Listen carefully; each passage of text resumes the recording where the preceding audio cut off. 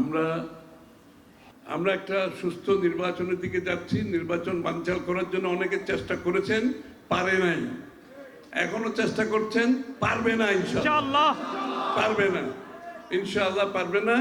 কারণ বাংলাদেশের মানুষ তার নির্বাচিত সংসদ দেখতে চায়, তার নির্বাচিত সরকার দেখতে চায় যে তার কাছে দায়বদ্ধ থাকবে, জবাবদিহি থাকবে, বারবার আসতে হবে ভোটের জন্য। ভোট ছাড়া ওই কারবার যদি চলে আবার বাংলাদেশ ধ্বংস হবে। এরশাদের সময় ওই পরাজিত স্বৈরশাসক হাসিনা তার সাথে আপোষ করে নির্বাচনে গেছিল। আরো একটি দল গেছিল, আপনারা জানেন, আমি নাম বলতে চাই না, আমি নাম বলি না কারো।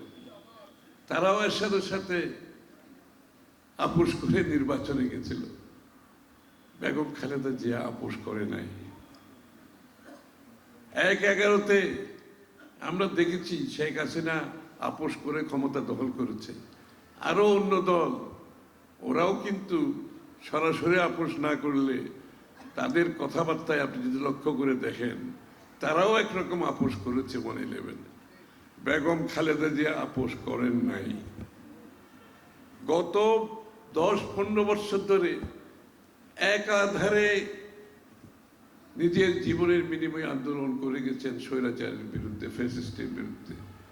অনেক দল কিছুদিন রাস্তায় থাকে, কিছুদিন থাকে না, একবার আসে একবার যায়, কিন্তু বেগম খালেদা জিয়া একদিনের জন্য রাস্তা থেকে উঠে নেয়। এই মানুষটা যখন মারা গেল, সেই দিন মানিক মিয়া বিনিউতে, আপনারা যারা গিয়েছেন, যে টেলিফোনের সিম নাম্বার আছে না, সিম, সবাই তো সিম আছে একটা, ওই দিন ১,১৭,০০,০০০ সিম ছিল ওই মানিক মিয়া বিনিউতে। যারা টেলিফোন কোম্পানিগুলো আছে তাদের তথ্য থেকে জানা যায় ১,১৭,০০,০০০ সিম মানিক মিয়া বিনিউতে ছিল। তার মানে ১,১৭,০০,০০০ লোক উপস্থিত। বিশ্বে এত বড় জানাজা কেউ হয় না। যেইভাবে গণতন্ত্রের জন্য আপোষ করে নাই, আধিপত্যবাদের বিরুদ্ধে কোন বিদেশি সরকার বাংলাদেশের উপর খবরদারি করবে, এটা বেগম জিয়া কোনোদিন মেনে নেয় নাই, আপোষ করে নাই। অনেকে আপোষ করেছে অনেকভাবে, বেগম জিয়া আপোষ করে নাই।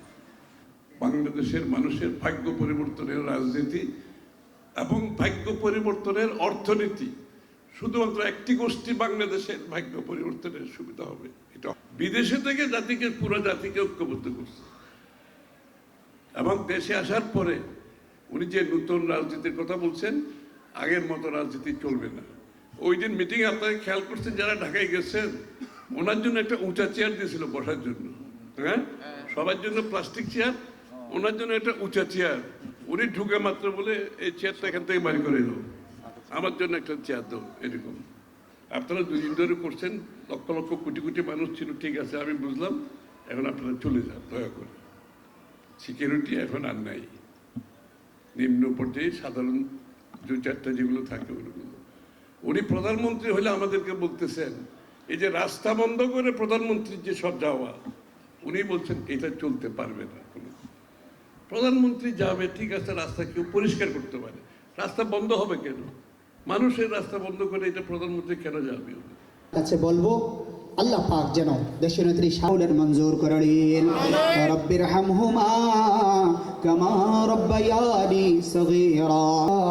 আমাদের সকলের পক্ষ থেকে আজকে হয়েছি, একত্রিত হয়েছি আল্লাহ, সাবেক 3-3বার প্রধানমন্ত্রী, দেশনেত্রী বেগম খালেদা জিয়ার এলাকার নারী পুরুষ ছোট বড় যত মুসলমান কোথায় আল্লাহ আপনার সামনে দরখাস্ত করেছেন, আল্লাহ ছিলেন মাজলুবা, আয় আল্লাহ তাআলা উপস্থিত হয়ে আসন অলংকৃত করেছেন। তো প্রিন্ট এবং ইলেকট্রনিক